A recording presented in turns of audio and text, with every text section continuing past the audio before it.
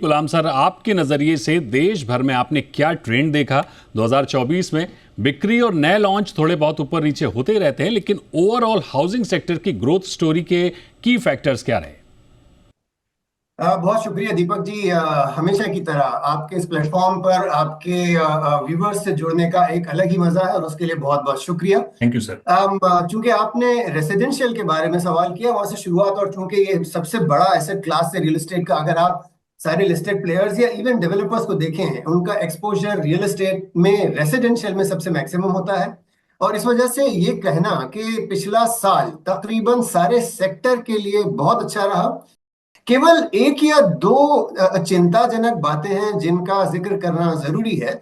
और वो है, सबसे पहले, जो अफोर्डेबल हाउसिंग या बिलो, जो typically most of the developers उस सेक्टर को केटर नहीं कर रहे हैं। और वही कारण है कि चूंकि इन्वेंट्री नहीं आ रही है, इसलिए ओवरऑल ट्रांजेक्शन सफर कर रहा है लोएस्ट एंगल में। और वो एक चीज, उस पर अगेन विस्तार से हम श्योर आगे बात होगी। लेकिन दूसरा जो पिछले चंद क्वार्टर, चंद महीनों में उभरता हुआ एक पेन पॉइंट दिख रहा है, वो एक स्पेशल कैटेगरी है। हम उमूमन जब लग्जरी की बात करते हैं, लग्जरी मकान बहुत तेज रफ्तारी से बिकते हुए हमने पाए हैं, बिल्कुल सही है। लेकिन उस सेगमेंट को अगर हम दो कैटेगरीज में बांटें, स्पेशली अगर हम वेस्ट मुंबई का लग्जरी मार्केट आज सबसे बड़ा मार्केट है, उसमें अगर मैं 20 से 50 करोड़ को एक सेगमेंट लूं और 50 करोड़ से ऊपर का दूसरा सेगमेंट लूं, तो 50 करोड़ से ऊपर के मकान में वेलोसिटी ऑफ सेल को देखते हुए इन्वेंट्री अगले 1.5 साल में सारी की सारी बिक सकती है। लेकिन जो 20 से 50 करोड़ का जो सेगमेंट है, वहां पर इन्वेंट्री इतनी ज्यादा आ गई है कि इसको बेचने के लिए कम से कम 5 से 6 साल दरकार है, और वो बढ़ रहा है। तो ये चीज जो आगे जाके एक खतरे का सिग्नल बन सकती है कि जो लग्जरी एंड है, मैं सुपर लग्जरी की बात नहीं कर रहा, मैं लग्जरी कह रहा हूं, कि वहां पर चिंताजनक आंकड़े सामने आ रहे हैं। अदरवाइज, चूंकि इंडस्ट्री का के लिए 2024 बहुत बेहतरीन साल रहा है, मुझे उम्मीद है कि 25 भी उतना ही या शायद उससे बेहतर गुजरे। गुलाम सर, पी इन्वेस्टमेंट पर आपकी एक रिपोर्ट थी जिसमें इस साल यानी 2024 में देश के रियल्टी सेक्टर में 4.2 बिलियन का इन्वेस्टमेंट आया है। इसे कैसे देखते हैं? सेक्टर वाइज 2025 में पी इन्वेस्टमेंट का फोकस किधर रहता हुआ आप देख रहे हैं, और किस तरह के मौके बनते दिखेंगे?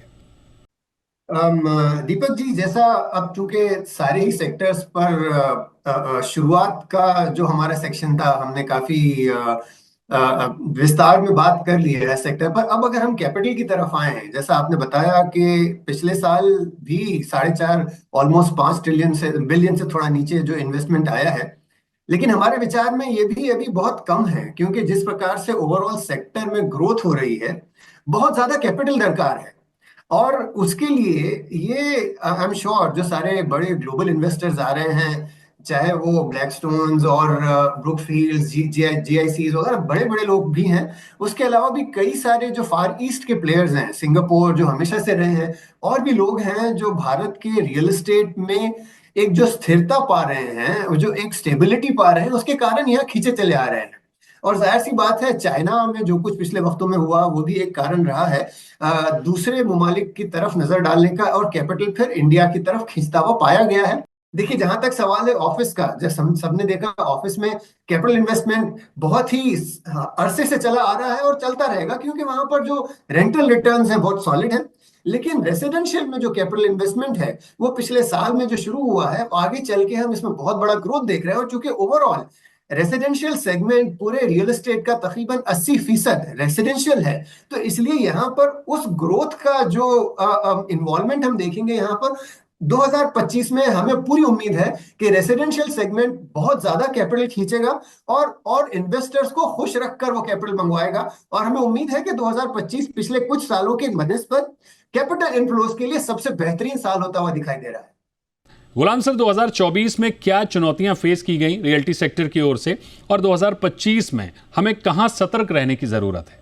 सबसे पहले तो रेसिडेंशियल सेक्टर से शुरुआत करते हैं कि यहाँ पर एक एक बहुत ही शॉर्ट में मैंने पहले बताया था कि जो सब सेगमेंट है रेसिडेंशियल के, जैसे अफोर्डेबल हाउसिंग, वो, और जो लग्जरी सेगमेंट है, अगेन ऊबर लग्जरी का जिक्र नहीं हो रहा, लग्जरी और लोअर एंड दोनों में स्ट्रेस आता हुआ दिख रहा है। उसके चलते अफोर्डेबल हाउसिंग में, खास तौर से अगर हम अर्बन का जिक्र करें, बड़े शहरों का जिक्र करें, तो वहां पर जो होम लोन में जो रिबेट के कारण जो उस सेक्टर को एक नया लीज ऑफ लाइफ, एक नई जिंदगी मिलने की उम्मीद है, वो बहुत ही मेरे हिसाब से सेटिस्फैक्ट्री है। तो आगे चलकर वो सेक्टर को तो संभाला जाना जाता दिखाई दे रहा है।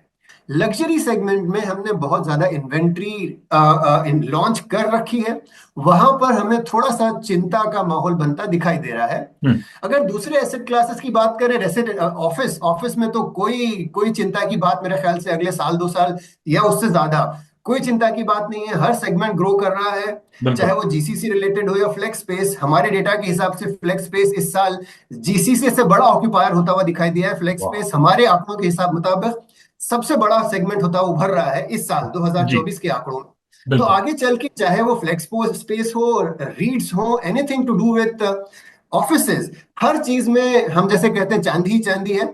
लेकिन एक सेक्टर जिसमें मुझे थोड़ी सी चिंता है वो है वेयरहाउसिंग और लॉजिस्टिक्स का, कि यहाँ पर थोड़ा सा ओवर सप्लाई सिचुएशन दिख रहा है, जिसके कारण रेंट्स भी प्रेशर में है। बिल्कुल। और जो इन्वेस्टर, जो निवेशक अब तक इस सेक्टर के लुभाव में में आ चुके हैं, हम्म। उसके सारे परफॉर्मेंस को देख के अब वो थोड़े से चिंताजनक है। तो ठीक। उसमें थोड़ी सी सुधार की गुंजाइश है। तो आगे चल के तकरीबन हर सेक्टर अच्छा कर रहा है, और मुझे ठीक। यकीन है कि अगले साल 2 साल तो यही सिनेरियो बरकरार रहेगा।